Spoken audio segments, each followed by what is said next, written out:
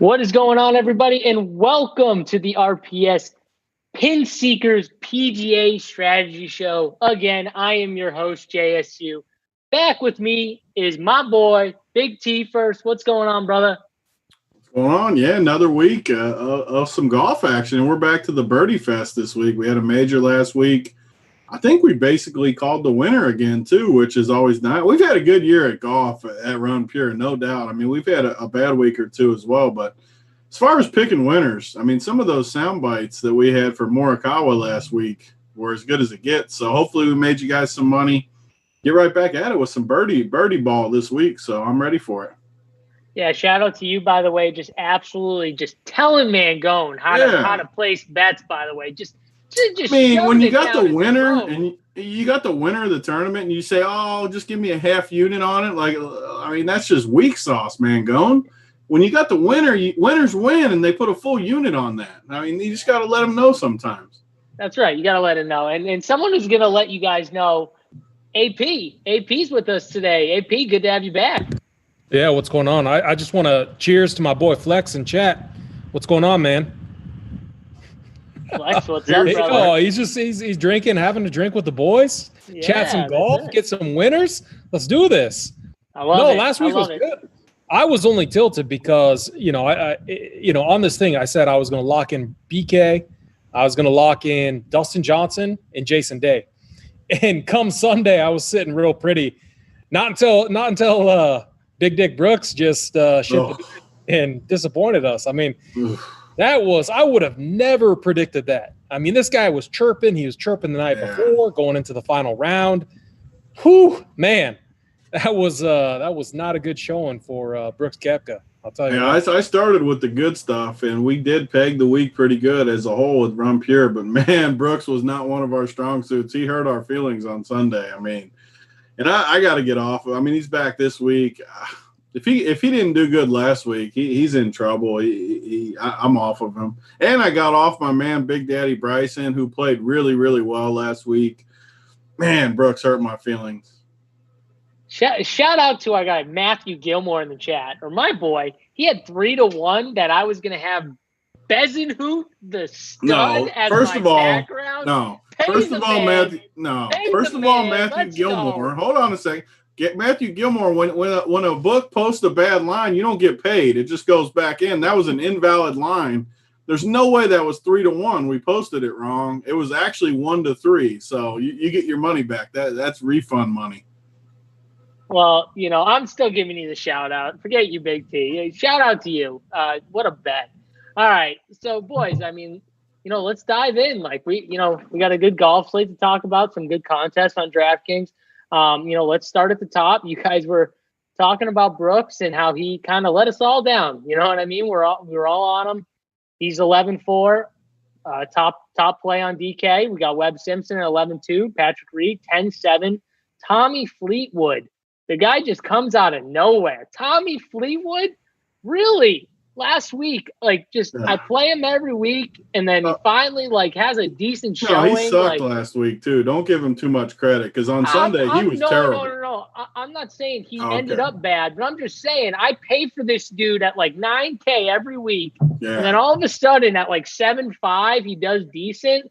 Oh God! And Tyler Hatton just ruined my week.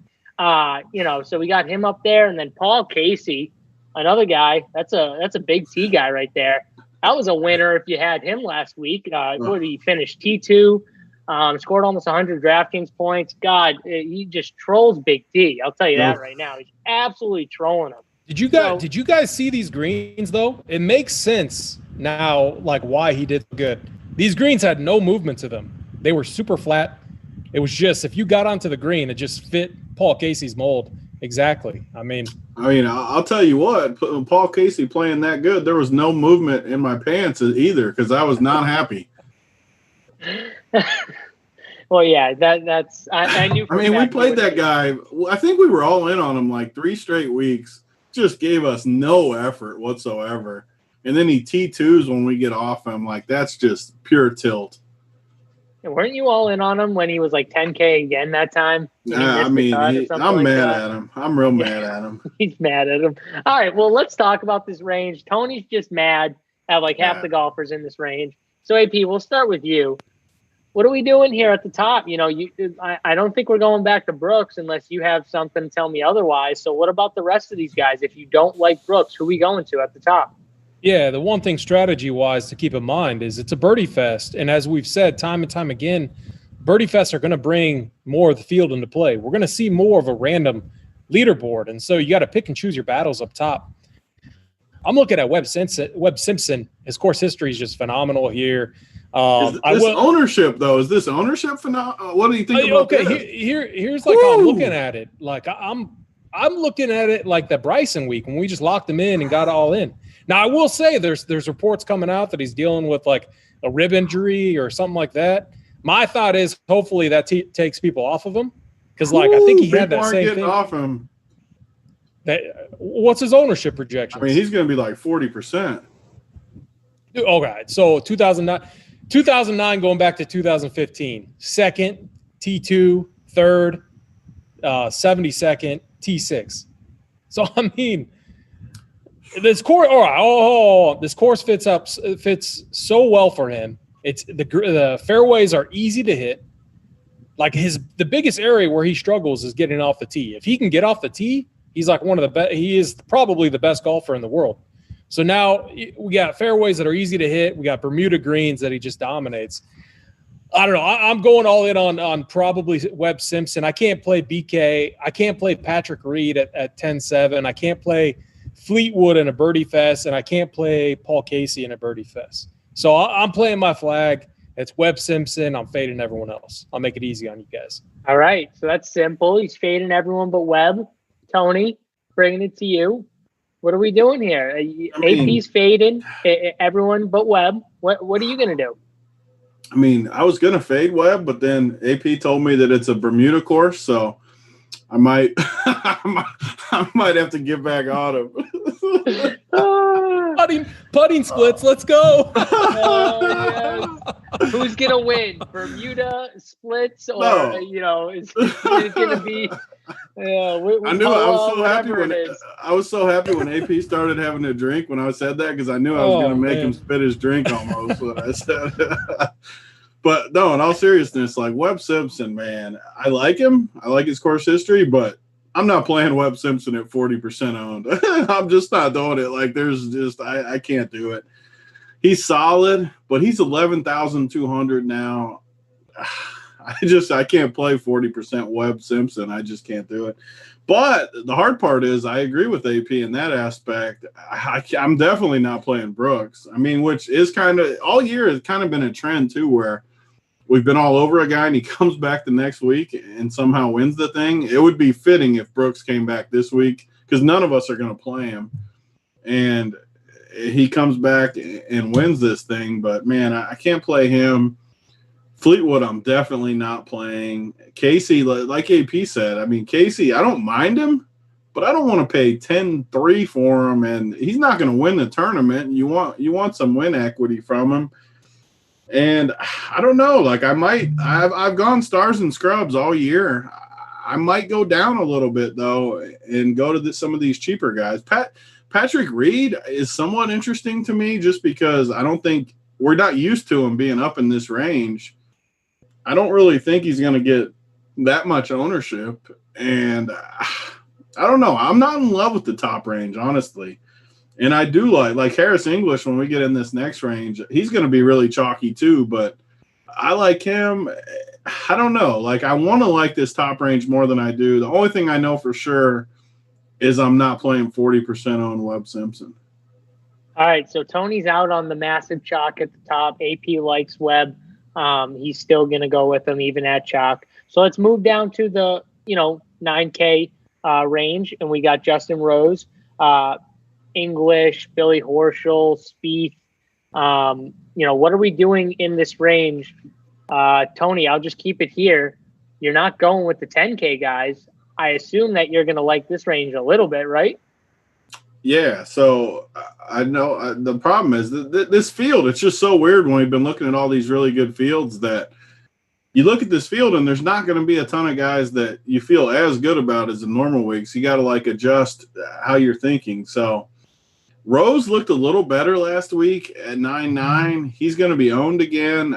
I kind of like Rose a little bit. I was happy with what I saw from Rose last week. Now you got an easy field.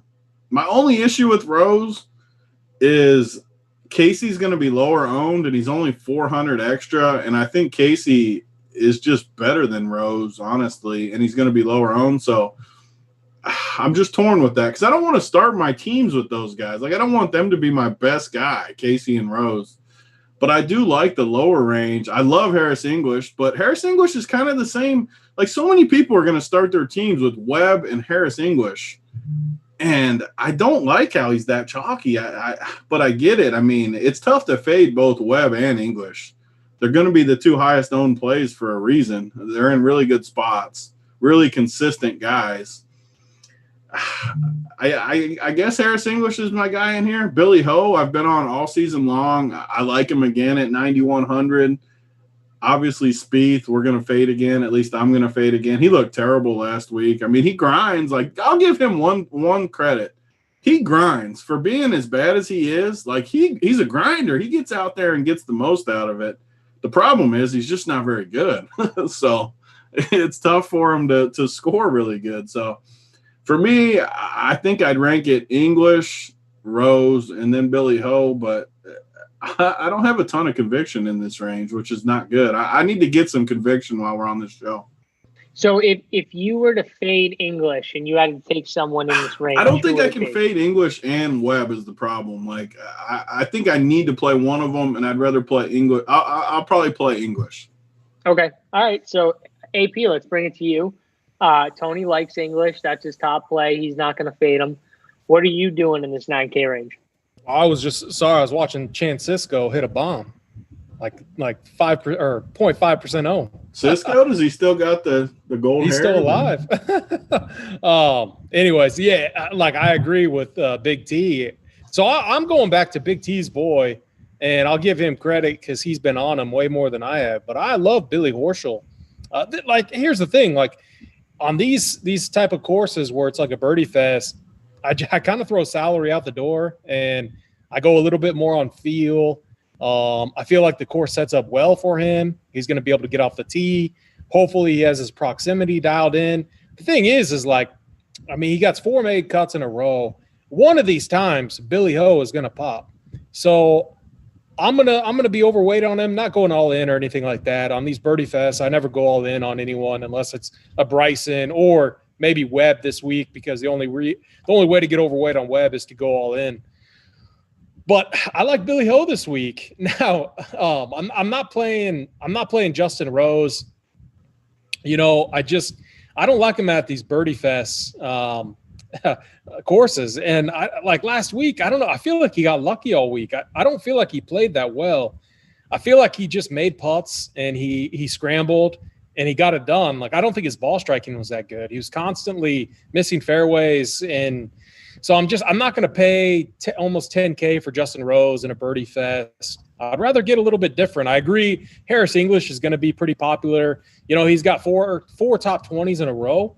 And he plays well in these birdie fests. Like, he's a guy that absolutely just crushes on approach, which is a stat that I'm prioritizing this week. I basically just want all guys that can score. And in this range, I feel it's Harris English and Billy Horschel. Now, like what Big T said about Spieth, I mean, 9K is too much for Spieth. But if you're just no, I'm just saying, like, if there's any course where it's like easy to hit fairways, this is one. Spieth is a fade for us. I'm not going to play him. But I'm like, if you're a truther or whatever, honestly, you probably should just fade anyway. You shouldn't play him. Just get off of it. But maybe he'll hit more fairways this week, and he always drains putts, so it is what it is. Still, I don't like him. I'd rather fade. What's his ownership going to be? Is he getting topped up at all, or? I don't think he's going to be owned. I would fade. So for me, it's I love Billy Ho. I'm going to be overweight on Billy Ho, and I'm going to sprinkle in some Harris English. I think it's a safe play in this range. I feel like both guys will make the cut, and I like their upside. All right. So really, besides those two guys, you guys are out on the 9K range for the most part. You're not in love with it. So let's move down to this 8K range. bunch of plays in this 8K range. First off, Brandon Todd, who just, seems to always just kind of get it somewhat done, but now he's priced up to 8,900. Sung Jae Im, 8,800. Shane Lowry, 8,700. Siwoo Kim, who I know one of our coordinators likes a lot, is at 8,600. Sergio Garcia, 85. Let's just start there, guys. And Tony, I'll bring it to you. What are we doing in this 85 and up to 89 range? Yeah, I mean, who's better than Freddie Galvis in baseball? Like, man, he just hits bombs out of the 8-hole. Every time Big T rosters Freddie Galvis, he hits a home run. But that's every day, so he hits a home run and Juan Soto hits 2 bombs because he's the best. But so this range, I mean, so you get below 9K. I'm definitely not playing Brendan Todd at pretty high owned. So this is where it gets interesting. We kind of made fun of Sung Jae all year. He hasn't been that good. But my point all along with Sung Jae is I don't want to play him in stacked fields. I want to play him in fields with a bunch of lesser golfers to where he just pops more for me. And that kind of is where it is because I don't really love the guys up top. So I kind of want to live in this mid-range. And Sung Jae is one of those guys that fits the build. His odds look pretty good. I mean, what was I just seen one when I was flipping through it. We'll get to the odds section in a minute, but he's only a small dog to someone like Billy Ho, who we like. I don't know. I kind of like him. Lowry, I'm definitely not playing Shane Lowry. But Shane Lowry's like a big game hunter too, where I don't want to play him in an event like this. So he's an easy fade. I'm interested with Siwoo just because he has been playing really good. I think he got 5th here last year as well. He is a birdie maker always when he gets it going. So he should theoretically be good in a tournament like this. He's not going to be that high owned, which is nice. And he kind of fits that build too. So I wasn't on him, but before the show, we were talking a little bit.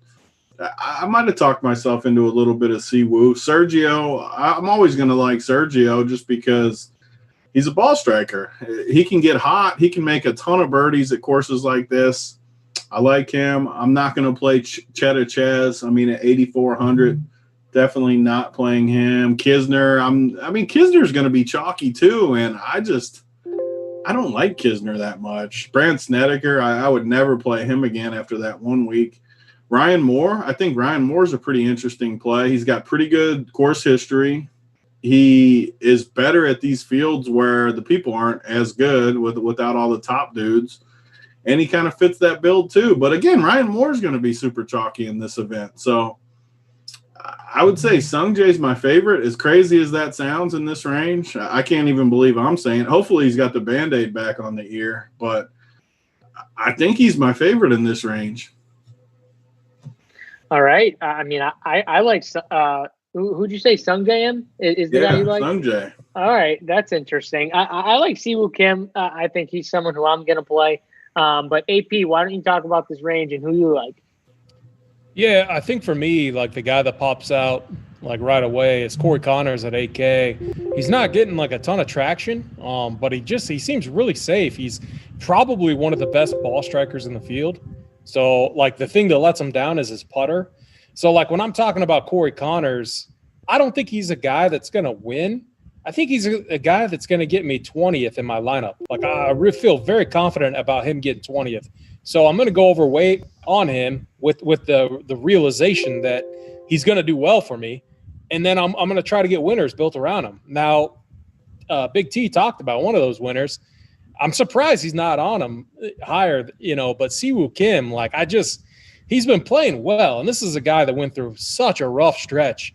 He's finally playing well. This course fits him very good. Like, I don't think Siwoo's missed a cut in at least 5 or 6 events. The T13 last week is impressive. He had a T18 at the Memorial. We get a course that fits his game. And we get him priced up. Like, I don't think a lot of people are going to play him. Like, I'm kind of interested in him. Like, I think you got me interested too. I'm buying in. I like it. I'm in with you. So the other guy though is your guy Brandt Snedeker. No one's going to play him, and he's won this event. I'm not. He's got multiple top 5. I'm okay. So He has I'm win in with equity. you with Siwoo. I'm out with Brant. What's Snedeker? Someone got to pull Snedeker's his odds. What's his Vegas odds? I mean, that could do it for me. I haven't been on Brant all year, but I'm telling you, like, this is a dude that knows how to shoot a 59 on a par 70 course. Oof. Which so on DK he's 55-1 on DK. I mean, like I think his ownership projections like 5% or less, like 4.5% is what I'm seeing at a couple sites. So like, I mean, like Sungjae and Siwoo are both like Sungjae is like 35-1. Gotcha. Jordan Spieth is 35-1. Like I mean, there's a few guys that are ahead of him, but so what I agree with Big T is I'm not playing Ches Reavie. I'm not playing Shane Lowry either. Like this is not a course where I'm have any interest in Shane Lowry. I got interest in Siwoo. I got interest in Corey Connors. I'm not incredibly sold on Sergio, but the price is nice. If he could get that putter going, that would be the difference maker because no one, as Big T said, no one's striking the ball better than him right now. So for me, I'm just going to say I'm locking in, not locking in, but my favorite plays are Corey Connors and Siwoo in this range. And I'm looking at Brandt Snedeker. So you talked about Sergio and you said no one's striking the ball that much better than him. Tony, why don't you like him more? You love ball strikers. Like that. He hurt my feelings last week. Who? Sergio. He missed the cut. He just talked about how he's one of the best ball strikers in the field. Why aren't you on him? That's okay. So the main thing, and that's a valid point. He's not scoring well. Like his putter is failing him. But at the same time, I just said that I'm high on Corey Connors. His putter is failing him as well. Not as bad as Sergio's putter is. So I feel safer with Corey Connors. But honestly, I don't know. I might talk myself back onto Sergio. But I feel like Siwoo Kim might be that, 8,600 Siwoo Kim just doesn't seem right. And some of those plays that don't seem right at Birdie Fest are the right place to make. Yeah, that's fair. Tony, anything else on this range? Anything on Sergio? No, I like Siwoo. He got me on Siwoo. I mean, you got Sungjae 35, Siwoo 40. I mean, Snedeker. I'm still recovering from AP talking about Snedeker on me. Whew. All right, and Corey Connors for you? AP likes him? Man, Connors, I've played him a decent amount, and he just always feels like he lets me down. I do like him in this format, though. A little weaker of a field, a birdie track where he can put it in the fairway, put it on the green, maybe make some putts. I like him. I mean, he's not going to be my favorite. He's probably not going to make like my main team or anything, but I do like Corey Connors. I play him every week. Time out. Stop the show. Uncle T's in the chat right now. He says, AP, I can't let you play Sneds. Oh. Uncle T's saying he can't let you play him. Sneds. I'm not like a big Sneds guy. I'm just saying it's – I remember there's been a few times where I faded this guy and then he went out and shot like a 59 and just steamrolled the competition on a course like this. Though, like I think it was at this course actually when he won. Didn't he shoot a 59 that year that he won? Probably. You guys remember that? It was a Wyndham Championship, I'm pretty sure. Yeah, it makes sense. I mean, is he going to have those awful clothes on too? Like he wears terrible clothes. Probably. Yeah, I mean, I think that's enough talk on Brandt Snedeker. We'll move on. Let's move on to this, upper 7K range. Bunch of golfers in this field: Joaquin Niemann, Dylan Fratelli, Doc Redmond, JT Poston, Russell Henley, Patrick Rogers. Whoa, my boy Christian Busenhout is up in this range. Can you believe it right now? We're only almost 30 minutes into the show, and we're already talking about Bez. Oh, I love it. This is like the best show ever. All right, AP, I'm going to start with you. Tell me why I shouldn't play Bezenhout if you don't want me to play him. I think he's a fine play. Done. No reason why not to. Like what's his price? 7,700. 7,700. That's the most I think I've ever paid for him. 66-1. So like he has his odds are he's only behind Russell Henley, who I think is probably the best and chalkiest play in this range. I like him. Stamp of approval. Yep. Lindsay Kelly in the chat. She knew the excitement was coming. See, smart, of course. All right. So after obviously Bezenhout is like elite. Oh, we can stop. We can just talk about Bez. We got no. We got how many minutes left? We can just talk about him the whole time. Talk about the rest of the field because everyone already knows what's up when it comes to Bez. Yeah, I think so. Let me pull my stuff back up. I think Russell Henley, like, he has to be the massive chalk in this range. 7,700. He's just been playing really well right now. Like I did a little, Tony will laugh at this. I built a little model, I got my stats going together, and this guy. So like I prioritized all scoring stats. So I want to see who's striking the ball the best on approach, who's giving themselves the most opportunities to score, and Russell Henley ranked 1 in those categories. So honestly, and at the Workbench Charity Open, I mean, this dude tied 7th. And 37th at the PGA Championship last week. So like 7,700, I don't know. I feel like I know he's going to be popular. All those cash guys. I mean, is Titletown in the chat? or Mangone? I mean, they got to be on him. I'll talk to Mangone later. But I know Mangone's playing Russell Henley. Mangone's like a tournament player anyways now at Run Pure now that we got Titletown, because Titletown puts him to shame in the chalk category. Oh, good stuff though. He's got to be in the chat. He's got to be in the chat. No, shout out to those guys. They know their stuff. But Russell Henley, I mean, I feel like 7,700 is too cheap. I feel like you could play him over some of these guys in the 8K range. And I know a guy that Big T is going to talk about is Doc Redman. I mean, you could say the same for him. He's another guy I really like in this range. I honestly might live in this range and just get really weird this week in tournaments. But Doc Redman is another guy that's creating a lot of opportunities. We've seen him compete in a lot of these events. If you go back to the Rocket Mortgage, he was right there at the end. He finished T21, but on Sunday he was there. Last week at the PGA Championship, I mean, you didn't hear his name called very often, but he finished tied 29th. I mean, he's coming in with a lot of momentum, and he's going to be a guy that I'm definitely overweight on. I got to say, those two guys are the guys I'm highest on. Henrik Norlander is fine. I like Henley and Burns a little bit more. All right, Tony, what are you thinking on this upper 7K range? Yeah, so I mean, it's an interesting range, just like AP was saying. A bunch of these guys have my interest. So just to talk about JT Poston, he won. I think he won last year at this event. He made the cut last week at the PGA, finished 30 the week before. But like the ownership projections have this dude super low because he just hasn't played that great the last month or so. He just sticks out to me as a good play. I mean, he's only 70-1 to win the tournament.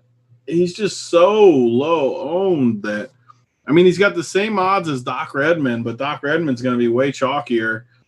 And JT, I mean, neither one of them has played that great. So I don't know. I'm interested in him. I mean, Neiman, I think you always have to have interest in Neiman in these events just because he has the ability to go low. Fratelli, kind of the same thing. I was trying to pull up Fratelli when AP was talking at the top range. I mean, he's been solid. T33 at the PGA last week, T18 at the 3M, at the Memorial, T22. So you're telling me last week in a major, the Memorial was like a major. He finished top 33 in both of those. Now he is 7,900 at a bad field event, and he's going to be under 10% owned. I have to have some interest in Dylan Fratelli. I mean, and he's 70-1 also. So this whole range is basically 70-1. I mean, even your boy Buzenhosen, I mean, he's staring at me a little bit. I might have to join the wagon, and if he wins me money, I might actually have to pronounce his name correctly. So, Tony, this is the best show ever. I finally got you on the Bezenhout train. This is a good week. If he can't do it for us this week, then he might never do it for us because no, Tony, this week is shaping up for him like perfectly. So I like him. I like Henley. I'll tell you one guy I don't like is our boy Snyder's man, Maverick McNeely. I am definitely not playing him in this range. You got all these really good dudes, and then Mav McNeely, definitely not using him. Rory Sabatini's always good in these events. I feel like he always like finishes like 15th in this event. Like when you look at his history, he finished 6th last year, 57th and 4th. So 2 of the last 3 years he finished top 6. Last week at the PGA T66 at the workbench he finished 17th. That's about right. I think this will be similar to the workbench for him. T17. I think that's about where he finishes. So I agree Snyder, with AB. Do what? Snyder, I know you're in the chat. Yeah. Challenge Tony to a head-to-head bet. Your boy Mav versus Bezenhout. No, I'm not betting money on Buzenhosen. You got to take Buzenhosen, but make him do it. He'll do it. All right, so let's bring it down to this lower, 74 to 7K range, and AP. I'll bring it back to you. Who are the guys that are kind of sticking out you down in this range? Like, is there anyone that you love, like guys a walk, like someone you have to have in your lineups? Yeah, I mean, like one guy that just popped out, Lucas Glover, a guy that we've been on, but like honestly, 7,300. In this field, it seems a little too cheap, and he really hasn't been getting it done for us. Like I feel like I might have to just fade him. I got to look at ownership projections, but I don't know. He feels safe, but then again, I'm just pulling his stuff up. Okay, so he's missed 2 cuts in a row: the 3M Open and the PGA Championship. T38 at the Memorial. He played fine at the Rocket Mortgage. T21, the Travelers. T20. A couple Birdie Fest events in there. I mean, I don't know. Glover, I'm torn on him. If he's not going to be like mega chalk, I have a lot of interest. Otherwise, I might move off. I mentioned Norlander. I got ahead of myself. In this range, I mean, the guy hasn't missed a cut in forever. The dude is just a cut-making machine. T23 at the 3M Open, T6 at the Memorial, obviously, T31, T12. I think he's a guy that we can definitely go back to. His tee degree game is awesome. His approach game is awesome. He feels safe, and he feels underpriced, honestly. I mean, there was a week where I think it was at the 3M. Wasn't this dude like 8,600 or something like that? I mean, he was priced way up, and he still got some ownership. He still made the cut. I mean, if it was the 3M, he finished T23. So I got some interest in him. I'm looking at Sammy Burns, too. I know Sammy Burns is one of Big T's guys. And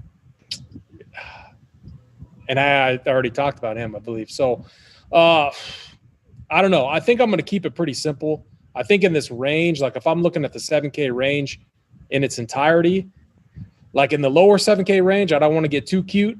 I think I'm just going to keep it to Norlander and Burns, who I already mentioned. But I don't know. In these type of events, I also just like to get overweight on guys. So, like, I could see it to where, like, Burns, I make sure I'm like 30 to 40, maybe 50%. And I'm not maxing. I'm not 115, but in all of my builds, I might have an exposure of something like that. So those are kind of the guys that popped. Lucas Glover, Sammy Burns, Norlander, unless Big T or you talk me into playing someone else. Yeah, well, you know what? Right now, JSU is absolutely tilting the Miami Heat they pulled their starters except for Goran Dragic. So Jimmy and Bam did not start the second half. So this is going to be really good. And Tyler Hero is balling like I pretty much predicted. And we're going to get no Bam or Jimmy, it looks like, the rest of the game. So I'm going to tilt. And Big T, you talk about this 7K range at the bottom. Yeah, so 7K range.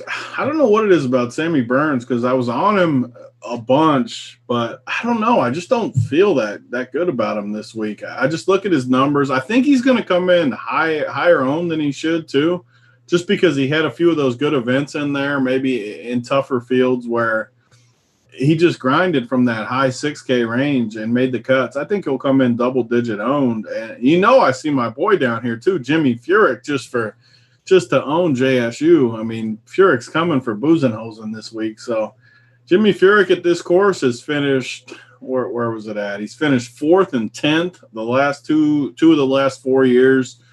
That looks good. The price looks good. I always like Jimmy Furyk at these courses where distance doesn't really get him. He can just put it in the fairway, put it on the green.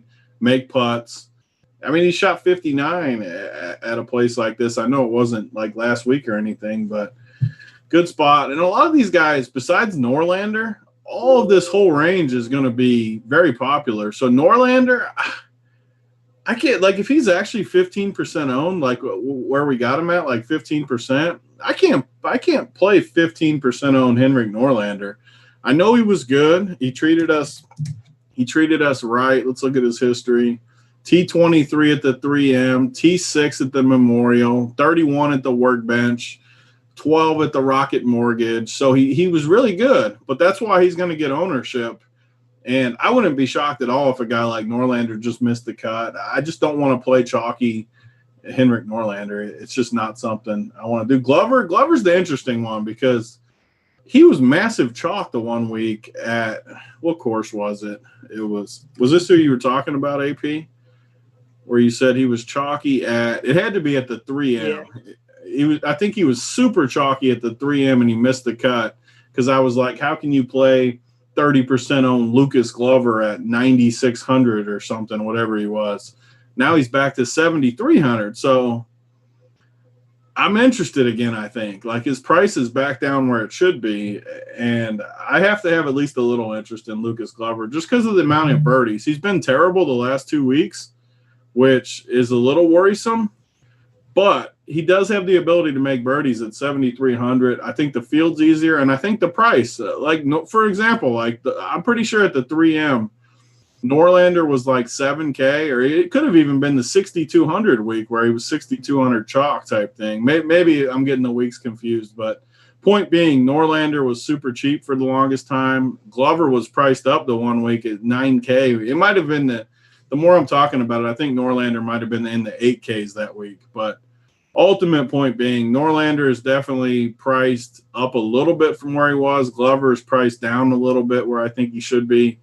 I just think I'd rather play Glover than Norlander, honestly. So I like him. Chris Kirk, one of the interesting matchups we're going to get to is Chris Kirk versus Sammy Burns. Chris Kirk is favored over him, and I think Sammy Burns is going to be way more popular. So I think Chris Kirk is an interesting pivot this week just because he's been pretty solid here at this. He's got an 11th and a 46th at this event.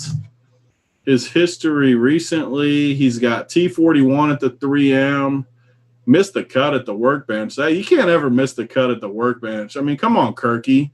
Kirky not using the Workbench is not good. So, I don't know. I don't know if I can play him anymore after seeing he missed the cut at the Workbench. That's not good. So yeah, it doesn't seem like a big T play.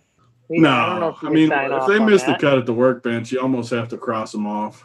So hey, Big T, I missed my play that I had what is highlighted. But what about Sepp Straka? This guy, like all of these Birdie Fest events, the 3M, T18, the Workbench, T14, Rocket Mortgage, T8. That's the guy that I had pegged. I had the wrong pricing up, and so I wasn't looking at the right sheet. I love Sepp Straka this week. I think he's a Georgia boy. It loves these Bermuda greens. Straka 7,100 just feels like way too cheap, and he hasn't missed a cut in forever. I only got the last 5 results up, but he's made all of his last 5. I like what you're saying, too, because he already strikes me as a good play, and he did bad at the Memorial and the PGA, but he made both cuts, which is important in those events. When you look at the easier events, like you said, the 3M, the Workbench, and the Rocket Mortgage, all T18 are better. And at this price, T18 or better is massive. So I agree. I think he might be my favorite in this range, honestly. Yeah, he seems interesting play. I like that call. Let's kind of move it down. Someone said, where do you guys find your matchup odds? Tony, where do you go for your matchup odds? Is there a certain, I use DraftKings the most just because it's where I can get some action down without having to do too much work. You can use DraftKings, FanDuel. I mean, there's tons of places you can use. DraftKings is just the most convenient for me because I know I can get some action down with it. All right. Sounds good. Yeah, I use DraftKings too. AP, is there a certain site you use for your odds? Where do you get your odds? I look at Bovada. I look at DraftKings Sportsbook. I just like to compare the two basically. All right, yeah, cool. All right, so let's move on to this 6K range. We're going to start here. What are we doing here with this 6K range? Are there plays we like? AP, we'll start with you. You talked about how you like Webb Simpson. Is there any guys that you like down in the 6K range to kind of pair with Webb if you're going like a Webb and an English together? Yeah, like the thing about these birdie fests is you can get kind of creative in this range.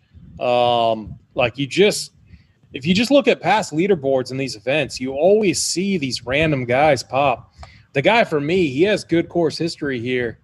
Bryce Garnett, he's a solid iron player. He puts himself in position to score, knows how to make birdies, and he's a guy that just pops at these type of events. Let me pull up his course history. I think that was something that I was looking at. So like 6th last year, 20th, and 20th the 2 years prior. So I mean, solid course history. I gotta wonder if he's going to be kind of chalky due to those things. And if he is, like, I don't mind getting off, and going to someone else. I mean, there's so many guys in this range that you could use as one-offs. Like if you build a core, like I like to build a core, get 3 or 4 guys that I lock in, and then I like mixing in some of these random guys that will occasionally pop. Like Ryan Armour, he's a guy that just randomly pops in these courses where it's just a tee to green, get an iron out, put yourself in a position and score. I mean, I think Ryan Armour, we saw him in contention at the Rocket Mortgage challenge. He missed the cut at the workbench. Obviously, Ryan Armour, he's not getting workbench time in. Whenever they miss a cut at the workbench, that's instant probation. Do we just put him as a fade then? Yeah, instantly. Anyone that missed the workbench time gets fade. But a guy that Mark Hubbard has popped occasionally. He's a T12 never mind. He withdrew from the Workbench Open. If you withdraw from the Workbench, all right. Never mind on Mark Hubbard. Yeah. It doesn't matter if I liked him a ton. The point is, though, this range, I think you can get creative. The guy I feel most comfortable with is Bryce Garnett. The next guy is Ryan Armour. Like Ryan Armour, he's a boring play. He feels like a Ches Reavie type play in a more of a stacked field. When Ches Reavie's in that high 6K range, he just makes the cut. He does his thing, and every now and then he finds himself in contention. Never gets the job done, but for his price, I think he could pay off for sure, especially if I'm paying up for Webb. So the other guy too, like Chesson Hadley. The thing is I see him on the playbook right now, and honestly, I've been preaching in these Birdie Fest events. We got to fade Hadley. I would rather play Hadley on a tougher course and a tougher field where he can lean on his ball striking. I don't think Hadley's a guy that can go out there and score. I don't think Hadley's a guy that can go out and shoot a 63 at a course like this or a 62. And so I would rather play him, on a tougher course, not a Birdie Fest type of event, but like a Bryce Garnett. I mean, he has a great birdie or better rate. He has a great opportunity. He gives himself the opportunity to score. So I'd much rather play like a Bryce Garnett over a Chesson Hadley, and then it's Ryan Armour down here as well. But I think you got to pick and choose your spots in this range. I like this range as like a one-off. I don't want to put like 2 or 3 guys in this range in my build. It's almost going to be only like one guy in the 6K range that finds himself in my build. All right. So Big T, let's bring it to you. AP just talked about a few guys in this range. Anyone that sticks out to you specifically where you want this guy in your lineup, or is this a range where you're not going to have as much? Yeah, so I pride myself on not falling into patterns of what I do every week, the guys I play, different things like that. I think I'm going back to my first week strategy when we got back from COVID and started doing these golf shows, where I think I'm going to fade this whole range, under 7K. I'm looking at these guys. I do like Cam Davis at 7K. I'm just looking through the under 7K, and I don't see anything that I need. Actually, I see one dude. I got one dude on my whole list that is under 7K, and I'm going to play him out of respect because he's a good man. He treated me well. Play him. You should play him out of respect. If you didn't say his name, I would be upset. Who? Isn't it your boy? Let's see how well you know me. Isn't Chase Seifert on this list? That's my boy, JSU. That's right. Let's go. Exactly. That's my boy. That's right. That's the only guy that's going to be on my list below 7K. I'm going to go, like I said, I'm going to fade Webb at the top, massively 40% owned. Probably going to fade a lot of those guys at the top. I'm going to go in the mid-range for once, which means I'm going to fade all these cheap dudes except Chase Seifert just out of respect. I mean, I got to get him in there out of respect for the work he's done and in the past. Maybe he comes through for me again, but for the most part, I'm just going to fade them all. I mean, there's a few decent plays in here, but I don't think they're as good of plays as those 7K guys we talked about. So one guy in this range, and Slapshot Mo says, JSU, you look so damn sad. I am sad right now, and I'm tilted at this Heat not playing their starters in the second half. That's going to cost JSU. But Wesley Bryant at 6,600, he had 3 straight solid weeks, after COVID, obviously. He played really well. He treated us pretty good, too. I know a bunch of us were on him when he did well. I know showdowns, we were all over him, too. He's 6,600. Do you guys have any interest in this guy? Or I know Tony said he's just fading this. I mean, I can be talked into people if you guys want to talk me into him. I mean, well, AP's all over this dude. He always knows him. What are you thinking with Wesley Bryant? I like Wes Bryan. He's got a T21 at the Rocket Mortgage, as he said. Here's the thing about Wesley Bryan. He's phenomenal on approach.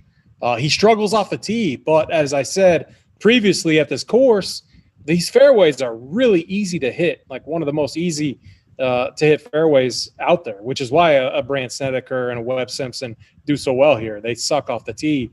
So, yeah, I can definitely get on board with he ranks 20th in the field on approach and like 25th in this field in proximity. So, I can definitely get on board.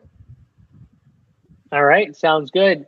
Anyone else from the 6K range, or do we kind of cover the main guys we're looking at? AP, anything else, or are you? Yeah, I'm kind of with Big T. I don't know. I kind of like the idea. I really like. I feel like one of these guys is going to be the difference maker, but you only want one in your lineup. What I would like is to create kind of a group to where 5 of your players fade this range, but then you plug one guy in. There's Seamus Power right there, 6,400. This is a guy that we were playing in Birdie Fest. Finished T12 at the Rocket Mortgage. Has done well at the Puerto Rico, the AT&T. Hit or miss. He could definitely miss the cut. You got Nick Watney. He's played well, and he finished T12 at the 3M Open. I just feel like one of these guys in this range is going to get you that top 5. And then if you mix and match with the other guys that we like, I feel like that could be the recipe for success this week. All right. So let's move on. Big T, why don't you start pulling up the matchup odds? And you know what, AP, I'm just going to ask you about a couple guys because we had some questions on a few people. Lindsay Kelly wants to know, any Grace love? Brandon Grace, any Grace love? Yeah, I mean, the thing about Brandon Grace, so he's missed a ton of cuts. He hasn't made a cut in forever. He's a name. He's 7,100. Honestly, so he's made 5 cuts out of his last 14. But since, golf has returned, the only cut he's made, I think, is the RBC Heritage, and he finished 61st. I don't know. I like Brandon Grace on par 70 courses. He's shown upside. I don't think he has it right now. So if you're feeling it, yeah, but I'm probably not feeling it. All right. And Happy Barn Rat, anything for the oh man, the ABC of golf? Yeah. I mean, he just hasn't gotten it done. I can't play him. He's this dude's 5 foot. So this dude's JSU's height, but he weighs 260 pounds. So he's a stud, is what you're saying. He's a stud, yes. He smokes, he drinks, he loves to make money. So honestly, we should play him, but no, I honestly, I can't play him. All right, that's fair enough. Tony, do you have all the stuff pulled up? You all set? Yeah, so let's look. So we got Webb minus 134 over Patrick Reed, which, I mean, everyone's on Webb. I don't think that many are going to play Patty Reed, so it's an interesting line. I have more interest in Patrick Reed definitely than Webb, so that's that. Billy Ho is minus 118 over Harris English. So again, I talked about it. The two chalkiest people on the slate are going to be Harris English and Webb. Maybe we do just fade them both. I was planning on fading only one. There you go, Tony. I like this. This is what I mean. You gotta get me excited. See, you gotta get like at least a bottle deep before I can start having like a good conversation with you about this. We need to get the liquor flowing for you to get this. That's what I'm talking about. I want to see some conviction. Let's go. There we go. I faded a whole price range. That's conviction. Tony, I'm talking. I want either yes or no on these guys. You tell me you're fading. Yeah. Okay, let's go. We're digging in right now. We got Koepka versus Fleetwood. We don't like either one of them. Sung Jae and Ryan Moore is basically even. Justin Rose is a big favorite over Kisner, which is I agree with because I wasn't going to play Kisner anyways. Brendan Todd. So Brendan Todd was how much is Brendan Todd? 7,900? He's 8,900. 8,900. Oh. Yeah. Brendan Todd's 89 and Corey Connors was 8K, and Brendan Todd's barely a favorite. So yeah, we liked Corey Connors. We didn't like Brendan Todd. The odds kind of reflect that. So I'm good with that. One guy, too, that we didn't talk about that I liked, that I just remembered, Charles Howell was really good before the major and the week before. I think he finished – I don't have it up anymore on my screen, but he finished, like, really good for me a couple of events ago. And he's minus 110 versus Neiman. And Neiman I really liked. I don't think many people are going to play Charles Howell, though. I think he's going to be super low owned. And I like Charles Howell in an event like this. I love that call, man. That's great. Yeah. This is the thing. Like, if you're watching right now, I always pick up so many good things from these matchups. And then they're difference makers. They are. Like, it's crazy. Yeah, 100%. So Tony, you talked about Sung Jae Im, too. Are you seeing this Sung Jae Im and Ryan Moore toss-up right here? Like, this is dead even? Yeah, I mean, that one doesn't stick out as much to me just because Sung Jae is 88, Ryan Moore is 81, so like, would you like Ryan Moore? Like, I think they're both good plays already. Yeah, like I think they're both good plays. And honestly, but when you see that, would that make you like one more than the other at the price discount? No, or no? I look at them pretty similarly. Like, I think they're a similar play. Like, I think they should be both priced mid 8K type thing. So I don't know. I like them both though. I think. So you think there's a little value in Ryan Moore's price? Yeah, Ryan Moore, and he's been really good at this event too. So Ryan Moore is definitely a solid play without a doubt.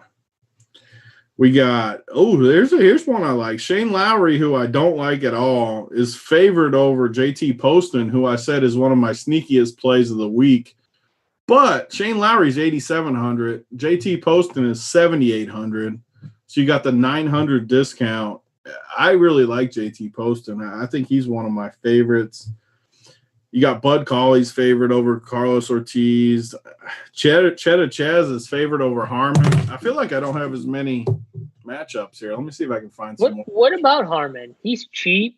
I think he's 7,100. I don't think you guys talked about him. Yeah, that's a guy who always, whenever I roster him, he doesn't do well. So I just kind of stay away from him. But, at the 3M Open, he crushed. He had a real solid scoring day, Then in that range last week. I like the Kirky call that Big T. Didn't he miss the workbench, though? Yeah, I think we can give him a pass, though. We can give him a pass? Yeah, what about Danny Lee, Tony? We didn't talk about Danny Lee at all. That's your boy. I like Danny Lee in different types of events where like, I don't like him where I have to depend on him. Like I want him to be like my upside play. I don't like Danny Lee this week. I like him in the events. I like him in bigger fields like last week where it's a major and he's going to be 1% owned. It also makes sense if you're fading like the top range. You don't need Danny Lee as much, right? You don't really need to have him in. And honestly, I would like Danny Lee more if I was playing Webb Simpson, just because I need a low-owned guy with him. But so there you go. If you're playing a Webb Simpson, maybe Danny Lee is a route for you. You know what I mean? If you're someone who's going to play Webb. For sure. Dude in the chat, too, Mike Lauder says, what are you seeing for Stallings, Big T? I always like Stallings in birdie events. Stallings makes birdies, without a doubt. He was really good for us. The advantage I think we have is when we started doing all this golf content at Run Pure, we were playing all the showdowns at all these events. We were digging deep every day, and we became pretty comfortable with a lot of these cheaper guys to where I think we have a pretty good edge, and we've shown it the last couple of weeks. And Stallings is one of those guys that I feel super comfortable rostering Stallings. Yeah. Yeah, I like it. Anything else from the matchup standpoint? We got here's one for you. Here's a matchup. You're going to like this one. We got Henrik Norlander minus 126. So how much is Norlander? 7,300 versus 7,700. Christian Busenhosen. And Mr. Norlander is favored over him. Minus 126 over Busenhosen. Oh, that's not enough to scare me. That's not enough. I see one. I see one I don't like, guys. What is it? Jordan Spieth minus 140 over our boy Siwoo Kim. Oh, ooh, man, that's not good. I might bet Siwoo actually. Yeah, now we're talking. Yeah, where's JJ at? That's a good. I might throw that down. I tried to hit him up, but he's tucking in early today, boys. He needed a. No, where's he at? Get him on here right now. No. He said this was his one day off camera, and he needed. I asked. I think day off camera. Yeah, he needed his rest. If we apply everything that we had been, like Spieth has been terrible, like he's been not good at all. Yeah. Everything that we talked about, Siwoo still applies. Like honestly, it might be a very good bet. Sharp bet on Siwoo, getting almost plus 120 on him. Because I mean, the thing is like if you're Vegas, if you see Jordan Spieth versus Siwoo Kim, you are bet. If you're just a public bettor, you're betting Jordan Spieth like 9 out of 10 times, if not 10 out of 10. So honestly, like I think I like that the odds are kind of close between those two. I like Siwoo. See that, but that's an example too. Like you can get just because the odds say one thing. You don't. Oh man, Brendan Todd's a big favorite over Siwoo too. The sports books don't like our man Siwoo. that does. He's worry me. Minus 170. That is worrisome. Man, I might be off Siwoo. So all year, I'll say this: all year when we've talked about this, me and JSU, and now you the last couple of weeks too.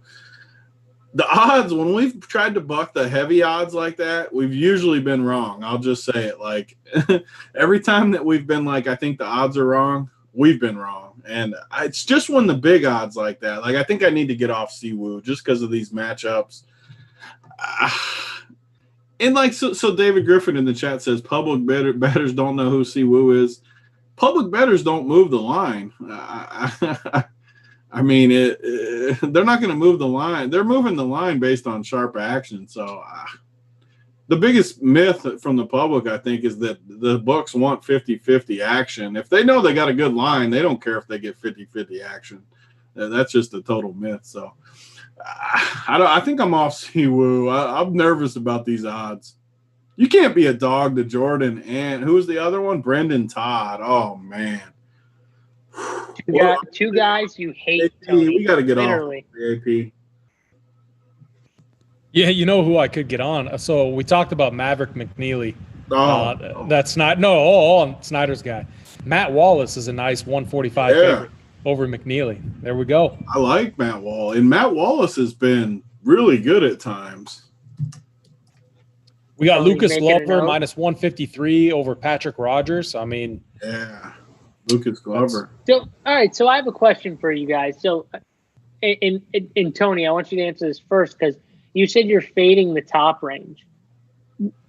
Is this a slate where you're going to leave a bunch of money on the table? Like, are you going to be different that way? Because you're like, I wouldn't leave money on the table in golf all that much, just because. Even say I didn't like Webb, if I could play Webb or an 8,500 guy, I'm going to play Webb. I mean, I just don't think you need to leave salary in golf. Like, leave 500 or something. Like the only reason why I'm saying is because it's a weaker field. You weren't in love with the top guys. You really weren't in love with the 9K guys that much. Yeah. So it brings us to this 8K range and the 7K range where, I mean, you could build 5 8K golfers probably, or 1 7K and 4 5 8K guys, but like, you're going to leave money on the table if you're doing that, like some money, like not a ton, but you're going to leave some. So I haven't built a ton of teams either, but a good example is if I find myself having a ton of salary left and I like my guys, I would just play a guy like Paul Casey. He played good on the weekend 2 weeks ago.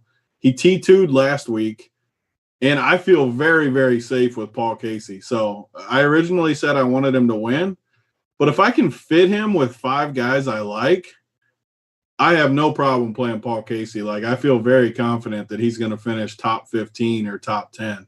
So I have no problem playing a guy like that. I don't know how you're super confident in Paul Casey after what he did to you a couple weeks ago. I can't hold a grudge, though, JSU. I got to get back on the giblet train. All right. I got one for you guys. So the guy that won last year, and Big T brought him up earlier, but JT Poston against Russell Henley. Russell Henley is almost a minus 170 favorite over JT Poston. The Postman won last year. So like a guy like Henley could definitely get it done this week. I love the odds. The flip side to that, though, is so I agree with what you just said, but you got – where's Russell? How much is Russell Henley? I think he's 7,700. You got Russell Henley's going to be 20% owned. JT Poston's going to be under 4% owned. So it's a massive difference as far like Henley's a really good play. Like, I'm agreeing with you. I just think the odds don't say as much for JT because no one's going to play JT anyways. Like, I think he's a low-owned play. Russell Henley's one of the best plays, though. Like, I love Russell Henley this week. Man, okay, so Brant Snedeker minus 123 over Sergio Garcia. Oh, man. I mean, it's close. It's really close. I don't know how much Sergio I'm going to play anyways. I kind of agree with that. That almost gets me off of – because I don't like Brant, but that almost gets me off of Sergio. You know what I mean? Yeah. Like, if the odds are that close between those two guys, I think that we can remove our exposure to Sergio. And I was kind of 50-50 on him anyway. Nick Wonder says JT doesn't like giblets. No, he has not liked giblets so far in the last, 2 months. And that's like your boy, JT. Like, that's your guy right there. You love him. I do like him, but it's more ownership than anything. So, all right. Well, let's move it along, guys. Let's move it to the, let's pick the winners as we do, and we put full units on our plays. We don't put half. Yeah, we don't put no half units on this show. No. Yeah, we're putting down actual plays on the show, and we're gonna put it down. But let's do it. So 3 winners like usual. A long shot, someone in the mid, and then, the person you think has the best shot at winning. AP, let's bring it to you first. Give me the 3. Give me a little bit of time. Let's work through this. That's fine. Hey, the first one. While you figure it out, you know what I mean. We got some stuff we can talk about while you figure out your stuff. So Tony, we're looking at this this tournament here, and you talked about again. I just you're not playing the 6K guys besides your boy Seifert. You're gonna fade pretty much the top range, even though you would play Paul Casey if you had. I would play some Patrick. I'm probably going to play some Patrick Reed and Paul Casey. You're going to have. Well, I'm telling you right now, you're going to have salary to play one of these guys. I don't see how you don't with the 7K guys that you like. You're just going to have to. Yeah. I don't see it. And the 9K range to me looks gross, honestly. I don't love the 8K range either. Is the funny part. I think Ryan Moore might be. I've just been talking to Ryan Moore as my favorite play in the 8K range. I don't know, It is kind of ugly. And that's what makes this show fun, though, is I try to not build any teams before we come on because I don't really – the roster construction, I like to talk it through. I like to feel it out. And honestly, like if I go and build a bunch of teams and I can fit Paul Casey in a bunch of them, I might end up on a decent amount of Paul Casey just because he fits. I won't have an issue with that. See, that's why I like it, though, because it's the transparency. That's key. You know what I mean? Like, I don't want people to see your lineups tomorrow and be like, why is Paul Casey in there? Tony said he wasn't playing anyone in the 10K range. I want it to be known that, like, sometimes, it's a flow where it's movement, right? We're moving with the show. So as we know, movement in the drawers. All right. So drawers. AP, are you ready? I got my three. I'm ready. All right. So Billy Horschel, 28-1. Corey Connors, 50-1. And then a guy we didn't talk about, but like I the more I look at him, I might get on him in DFS. I don't feel like great about it, but it's one of those plays where like the guy's probably going to miss the cut or be in contention, and that's Charlie Hoffman at 100-1. Oof. I know he's an oof type of play. I agree 100%. The problem with Charlie Hoffman, though, he's not going to win. He's won what, like 7 tournaments or something? He's won 7 times. This is a guess. I could be way off, but he's won what? He's won at least 4. He's popped up in the majors too, where he's finished up. I could be. We got so many sports going on right now. I'm pretty good at that stuff. All right, I'll look it up. Tony, Charlie Hoffman's not going to win. You say, well, who's the winners? Come on, give us the winners. You want me to find some winners? Can I put a full unit on it, or do I have to if you don't put a full unit on it, I might kick you off the show right now. Like, we don't let people who don't put full units on their plays. Like, no half units here. What does Portnoy say on those videos? 1 bite, everybody knows the rules. 1 unit, everybody knows the rules. That's our new saying on here. 1 unit, everybody knows the rules.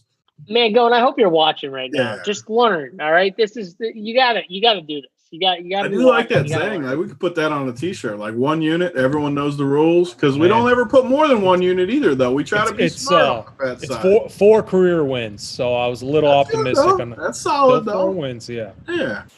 I mean, I don't think it's going to be when was the last win? Like 97? Ooh, it's been a few workbench opens ago, man. Any workbench opens ago.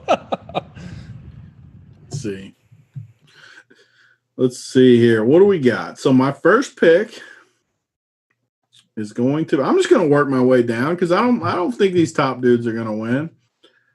I'm going to take. Man, it's tough to pick. I should just swoop right in on freaking JSU's boy. Don't you dare do it.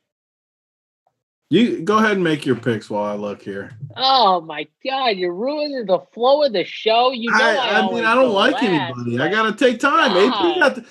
AP got to let it simmer a little bit. I gotta let it simmer here for a minute. I gotta process it all. God, you guys are killing me right now. All right. You already know your pick. You're picking Buzenhosen, so go ahead and pick. Well, that's an obvious that I'm going to bet Buzenhosen at 80-1 on DraftKings. Give me 80-1 on Buzenhosen. I'm taking it. Friggin' Jimmy Furyk. Look at Jimmy Furyk down below Buzenhosen. Get that guy out of here. Don't you dare pick him either. Oh, I will never pick never pick Jim Furyk to win anything. Oh, man. Win anything. Ever. Oh, I got picks. So I'll take him. I'm with you though, Tony. I don't think a guy in this top tier wins. I think all my picks are going to be like in this like 50 and below range. I'm kind of liking where I'm at. Lucas Glover at 80-1 sounds nice to me. I'll take some of that. And then the last one, I'm going to take the Postman at 70-1. I think those are my 3 guys. You think Postman's going to go back to back? Back to 70-1, back to back. I like them. I'm not wavering like you. I'm not wavering with my picks. It's all about the process because when I get this dub, you guys aren't going to be able to catch me all year. Let's see here. Okay. All right. I let it simmer. I'd made up my mind. I'm going Paul Casey at 18-1. He's usually a top 10 machine. He's going to be a top 1 machine this week. 18-1, Paul Casey. He's not winning. He's going to own you, JSU. We said we pick winners on this show, Tony. Yeah, that's what I just Come on, did. you're ruining the feng shui of the show. Like you're ruining got it for The everyone. next pick, I'm going to send him a new Band-Aid for his ear, but we're going Sung J M 35-1. I trashed him all year, just like I trashed. Who's the dude I trashed? The dude that did good last week. Man, I'm drawing a blank with the drinking. Brendan Todd? Scheffler, Scotty the Scotty. kid. I trashed him. He did good last week. This is Sung Jae's turn. I trashed him, said he wasn't any good. We're going Sung Jae this week. 35-1. Now I need me a bomber. I need me a long shot. I'm going down digging. Let's see who I want down here. Sepp Straka, 100-1. AP talked me into him, and then I swooped in on him. I'm going to get that 100-1. That's my favorite pick, though. Sepp Straka is definitely my favorite pick of the week at 100-1. I like that. I think I'll tell you on that one. That's a good pick. He's going to be in my core, too, because over at where we do the playbook, the core plays, check it out at Run Pure. But AP talked me into him. He's going to be in my core this week. Well, there you go. Tony just gave you guys a core play. You know, Seb Straka is going to be in his core. Look at that. If you want more of Tony, AP, Snyder, Hoop, Mangone, all these guys. What about JSU? What if they want JSU? Well, if they want me, they can go over. You know, I got my core up. You know, I got my little write-up for, FanDuel. We'll get it up. So, You know who doesn't have theirs up yet? Big T doesn't have his up yet. Well, that's because Big T does all his research like on Wednesday night, right before the show. Right now. So that's it. But, I mean, everyone knows. Like we had last week, it was Morikawa, right? I think we were like almost. I'll tell you what. Every week, I'll knock on wood right now, but every week we've got on someone real late, and it got added to the playbook and the core plays super late in the night. They've crushed every single week. So I don't know who that's going to be yet because we haven't got on the late night work. Whoever we post in there late, make sure you bet them and get on them because it always happens. Yeah, I'll tell you right now, like definitely a good idea. If you're someone who like goes to bed like right after the show, definitely a good idea to like wake up at like 6 a.m. Eastern time. When does this event start? 7 a.m.? It starts at 7 a.m. Eastern. So you wake up at 6 a.m. and just go recheck the playbook. Make sure there's no changes or anything like that. But I mean, not that there, will be that many changes. But I'm just saying, you're right. Sometimes there are things where we get on things last minute. AP's updating in the Discord chat. So if you're not in the Discord chat, get in the Discord. It's really important. Get all the little nuggets in there. And all the updates they always go in the Discord too. So if you're in there, it's just easier for you to get those things if you're not refreshing the website all the time and stuff like that. So, but again, you get over to Run Pure Sports, get more of our core plays, our playbook, showdown content, still fire. We're still firing out the showdown content too. So get over there and check that out. But boys, I think this is going to do it for us. Tony, anything else before we leave? Anything for the people? No, I think we picked some winners this week. I'm excited with where we're at. I think it's going to be a good deal here. All right. AP, anything for the people? No, same. Don't be afraid to get weird. It's a birdie fest. That's it. Get weird, people. It's a birdie Kyle fest. Stanley, the producer pick. I mean, 75-1. Oh, no. He hurt my feelings that 1 week that I robbed. Yeah. That was brutal. Oh, I agree. I think he hurt both me and Tony's feelings. Yeah, he did. We need redemption, Kyle Stanley. Maybe he'll talk me into it. But again, guys, we'll see you next time, next week, Wednesday, same time. But for me, JSU, Big T, AP, we're out of here.